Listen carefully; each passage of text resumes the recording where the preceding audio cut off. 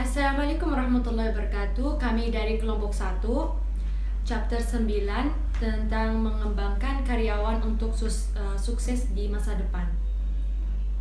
Pertama, pelatihan, pengembangan, dan manajemen karir. Organisasi dan karyawannya harus terus-menerus mengembangkan pengetahuan, keterampilan, dan perilaku mereka untuk memenuhi kebutuhan pelanggan dan bersaing dalam lingkungan bisnis yang menuntut dan berubah dengan cepat saat ini. Semakin banyak perusahaan beroperasi secara internasional mengharuskan karyawan memahami budaya dan adat istiadat yang berbeda. Organisasi modern diharapkan memberikan kesempatan pengembangan kepada karyawan tanpa memperhatikan jenis kelamin dan ras dan latar belakang dan etnis atau usia, sehingga mereka memiliki kesempatan yang sama untuk maju. Pengembangan dan pelatihan. Pengembangan menyerahkan pembelajaran yang tidak selalu terkait dengan pekerjaan karyawan saat ini.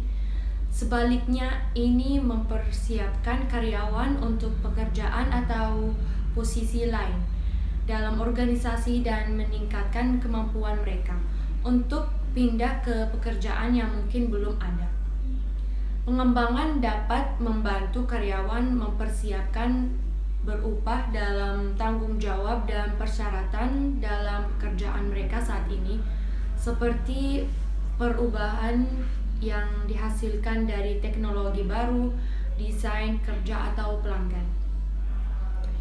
Dari tabel 91 penjelasannya itu, pelatihan secara tradisional berfokus pada membantu karyawan meningkatkan kinerja pekerjaan mereka saat ini.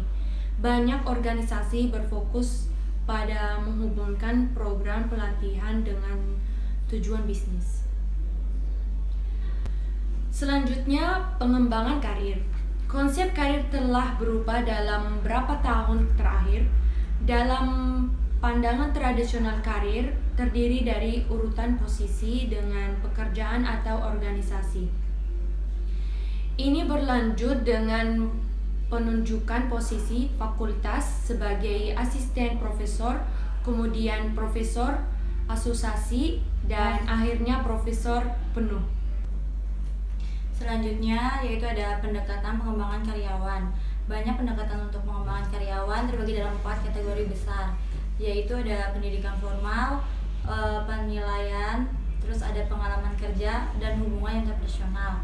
Di sini ada tabelnya, yaitu yang pertama ada formal education, assessment, job experience, dan interpersonal relationship.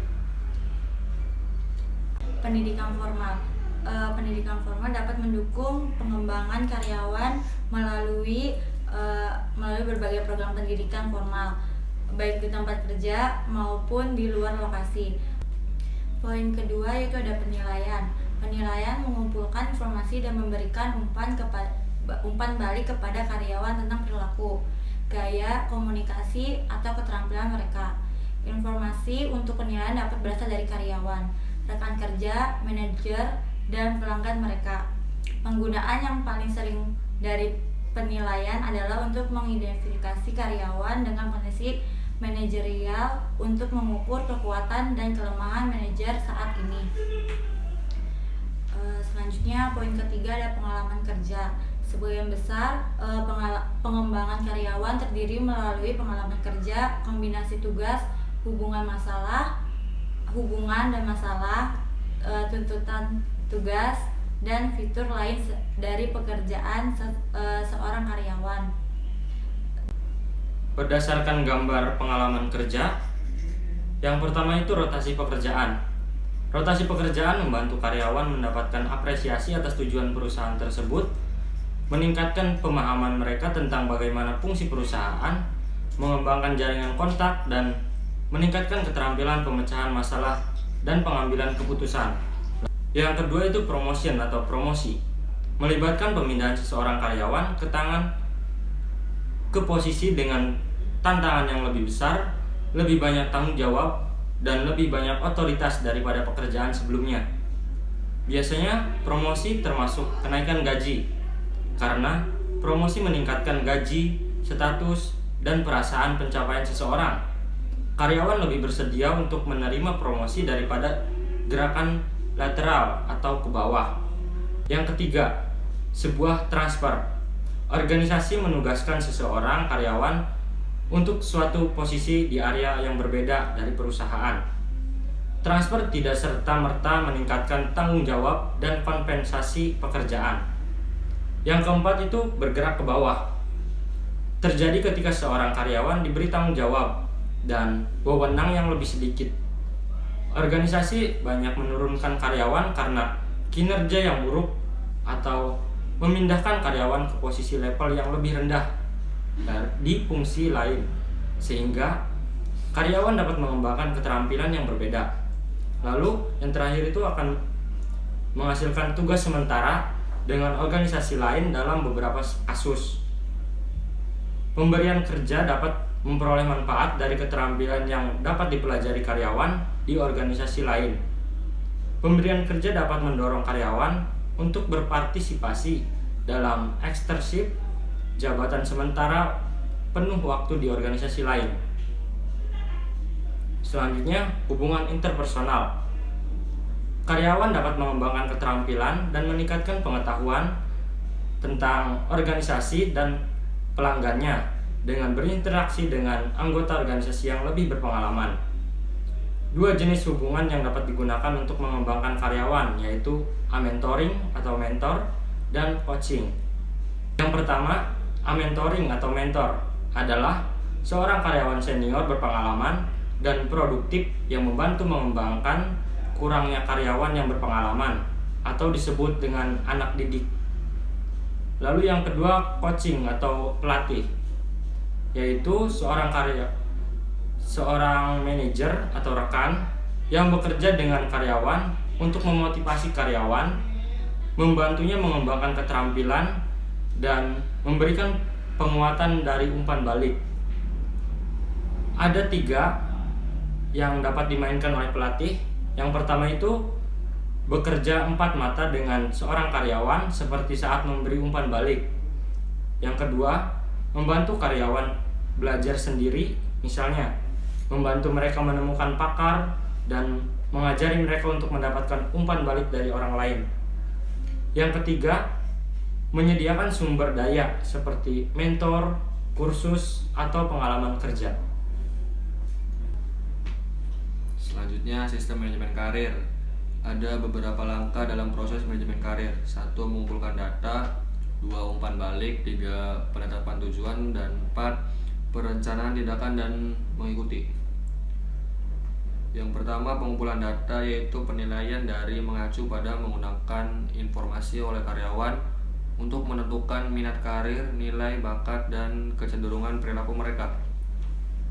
2. Umpan balik, yaitu karyawan menerima informasi tentang keterampilan dan pengetahuan mereka dan di mana aset ini sesuai dengan rencana organisasi. Tanggung jawab karyawan adalah untuk mengidentifikasi keterangan apa yang dapat dikembangkan secara realistis dengan mempertimbangkan peluang yang tersedia. 3. Penetapan tujuan, yaitu berdasarkan informasi dari penilaian diri dan pemeriksaan realitas, karyawan menetapkan tujuan karir jangka pendek dan panjang. Yang terakhir, perencanaan tindakan dan mengikuti, yaitu karyawan mempersiapkan rencana tindakan tentang bagaimana mereka akan mencapai tujuan karir jangka pendek dan jangka panjang mereka. Karyawan bertanggung jawab untuk mengidentifikasi langkah-langkah dan jadwal untuk mencapai tujuan. Tantangan terkait pembangunan. Sistem yang dirancang dengan baik untuk mengembangkan karyawan dapat membantu organisasi menghadapi tantangan yang meluas. Langit-langit kaca, perencanaan suksesi, dan perilaku disfungsional oleh manajer. Yang pertama ada plafon kaca. Langit-langit kaca atau plafon kaca kemungkinan besar disebabkan oleh kurangnya akses ke program pelatihan, pengalaman kerja, pengembangan yang sesuai, dan hubungan berkembang oleh pendamping. Berkenan dengan hubungan perkembangan, perempuan dan minoritas seringkali kesulitan menemukan mentor. Yang pertama ada perencanaan suksesi. Organisasi selalu harus mempersiapkan masa pensiun dari para pemimpin mereka. Tetapi kebutuhan itu lebih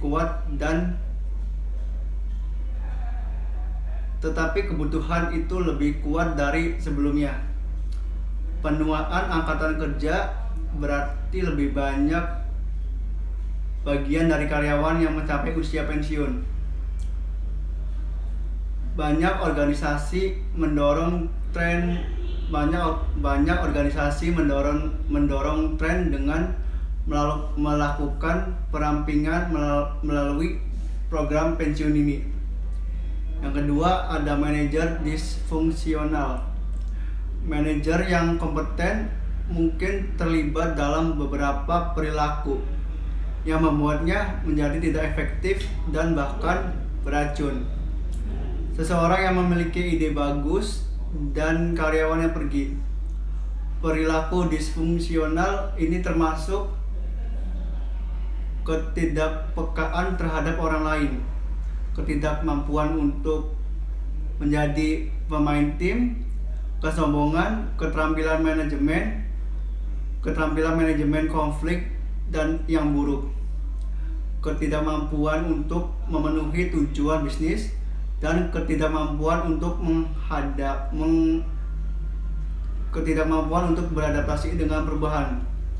Oke, sekian dari kelompok 9, kurang lebihnya kami mohon maaf. Assalamualaikum warahmatullahi wabarakatuh.